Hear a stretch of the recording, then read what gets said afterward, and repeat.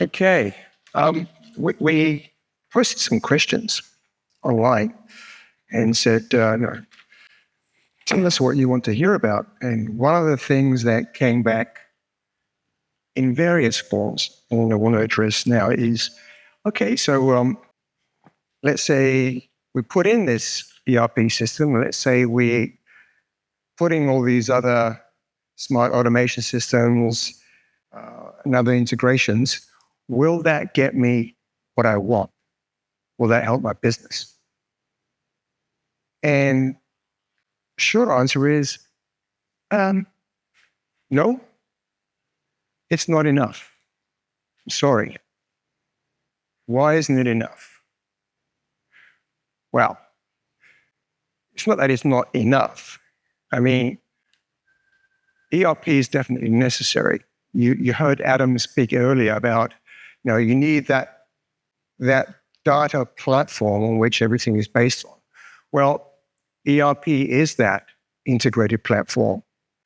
And companies that have a patchwork of digital tools without that integrated platform can actually reinforce organizational silos rather than breaking them down.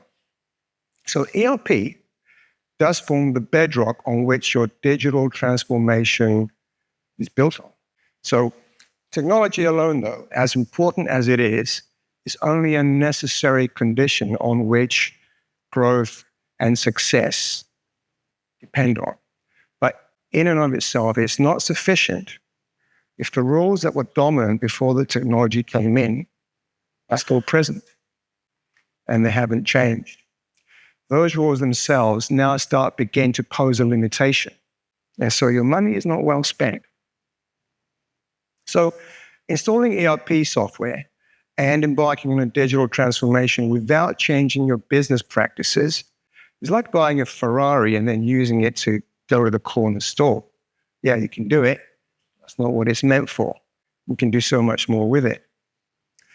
Now, just as a Ferrari requires proper maintenance, good driving techniques, and the suitable roads in order to reach its potential, so ERP and a digital transformation will require transformed business practices in order to deliver value. ERP and digital transformation require transformed business practices in order to deliver value. Value is what we want out of all this. You heard Dave speak about return on investment. That's exactly what we're talking about. We are going to invest in digital transformation. We want to know what that return is going to be. And we want to realize that return. And it's not just the technology, it's what comes along with it. So are your current limitations? Are your current rules posing a limitation to growth? Your business rules, your business practices? Who remembers these? Right? Typewriter. I used them many years ago. Now, just suppose, to take your mind back to when they were being used, and imagine that you're there now, and your office admin gives you 20 copies of a letter that must be signed and sent off to all the individual receivers. Now, a few decades ago, when people were using these, if you had found a major mistake in that letter, they would all have to be retyped. But you knew what the limitation was there. You knew that there'd be no way that those 20 letters could be typed in and out and sent out. You wouldn't think it was poor performance on the office admin's part if they couldn't get it out in and out, right? But you wouldn't have thought of the typewriter as a limitation. That was the rule. You knew that the rule is you cannot get 20 letters out in and out. Now, a new technology comes along and makes it easy to change those letters, right? Takes 5 seconds. Bang, done. But, the limitation has diminished. But what if the real rules related to the typewriter were still there? Now, we're not expecting the letter to be out in 5 seconds. The rules themselves now posing a limitation on that new technology. And that's what we've got to be mindful of. So our habits and our measurements accommodate the existence of the very limitation we are trying to get rid of. What about this? Who's heard of this? Paving the cow path, right? That's a classic example of putting in new technology and expecting things to change. Are the cows going to move any quicker? No. So are we taking the right approach to bring about business change and adding value? We're not. We're not doing it this way.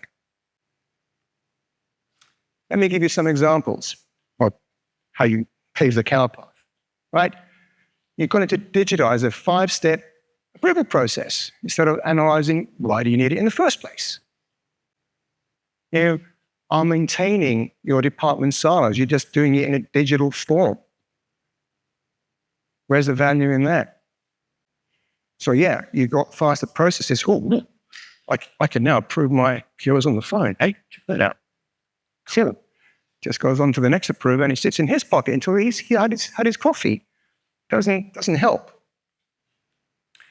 Okay, another problem, resistance to change, right? You have a manager that has his own secret spreadsheet. Where's the version of the truth? In the ERP system? Or is it in his Excel spreadsheet? So you have to wait. Hang on, I've got to talk to the manager. Yep, he knows what needs to happen. It's on the spreadsheet. Yeah, okay. Takes time. What about employees who bypass the business process? I don't want to do that. If you just go and click enter, you can avoid that and just get the work done. All of a sudden, the data that you are relying on is not there. The process hasn't changed. 70% of employees resist new systems, new processes. That's normal. You've got to find a way to get around that. And another good one when we're implementing new systems is that not enough emphasis is placed on training. We provide the basic training. Yeah, this is the basic process. Just do that.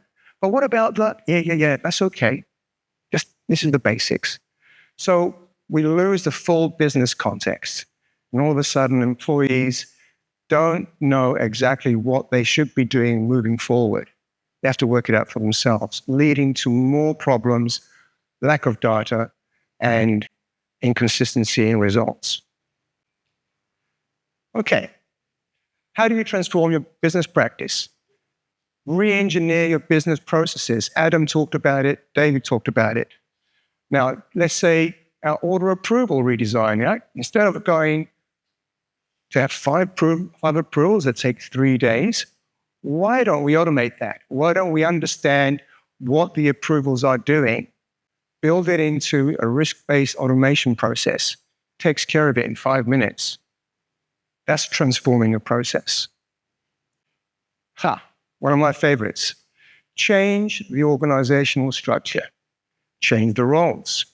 Okay, instead of having a department head that says, I'm going to take care of my department and make sure that is working properly. I don't care what you're doing over here, and I don't care what's happening downstream, as long as my department is okay. Forget that. Change it so that there's ownership in the process, right? So, for example, you make someone responsible for the order fulfillment all the way from the sales all the way to shipping, rather than having someone who's only responsible for sales, and the moment they finish typing the sale order, they don't care anymore. They should care. We should care about adding the value, not just doing that step in the process. Very linked to changing to a process approach is changing the job roles. Okay, we have people that are used to doing a particular task. I'm entering data for AP invoices. You just heard about that from Sharma earlier. Let's change that. So instead of entering data, let's focus on how to make that process better, how to optimize it, right? And one of my favorites is the performance metrics, the KPIs. What are we doing to make sure we're doing well? Instead of focusing at processes, metrics that optimize a particular department, think of KPIs that actually take into account what we're trying to do. We are trying to reduce the order to cash cycle time. We are trying to drive more dollars through the business. We're not trying to make sure that we process 50 AP invoices a day. It's not the issue. So it's a matter of changing the thinking around what is it that we're trying to achieve, and always having a strategic business approach rather than a departmental approach.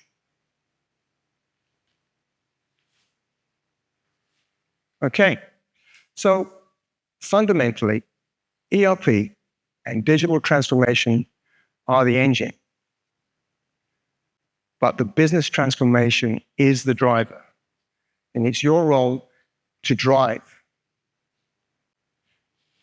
Well, come back. So, 4 takeaways. Order your current processes before starting your digital journey. It's been talked about many times today. It's super important. And don't just understand what you do, understand what you want to achieve and work out what is necessary to achieve that. Forget about your current processes. Now, in this, there will be change management needed. Budget for that. If you need to get an external consultant in to help you with that, to help take you through the process, and it's a complex process, do that. It'd be very worthwhile, I assure you. Focus on the outcomes, not on the features. Doesn't matter what the system does that you're putting in. Focus on what it is that you need to achieve, and then take in from that system what you need to achieve that. If you focus on the features, you end up going down a rabbit hole and building things that do not add value. And finally, super important, and it's always undercooked, comprehensive training. You spend a lot of time, a lot of effort redesigning, reimagining your business, putting in new processes, and then you leave it to users to work out how to run the system. Don't do that. Take them through comprehensive scenarios of what should happen when this happens. What should you do when this event happens? And make sure that they are competent and confident to do their roles. And finally, don't just buy the damn Ferrari. Learn to drive it like a bloody champion. This is what we're here for. Thank you very much.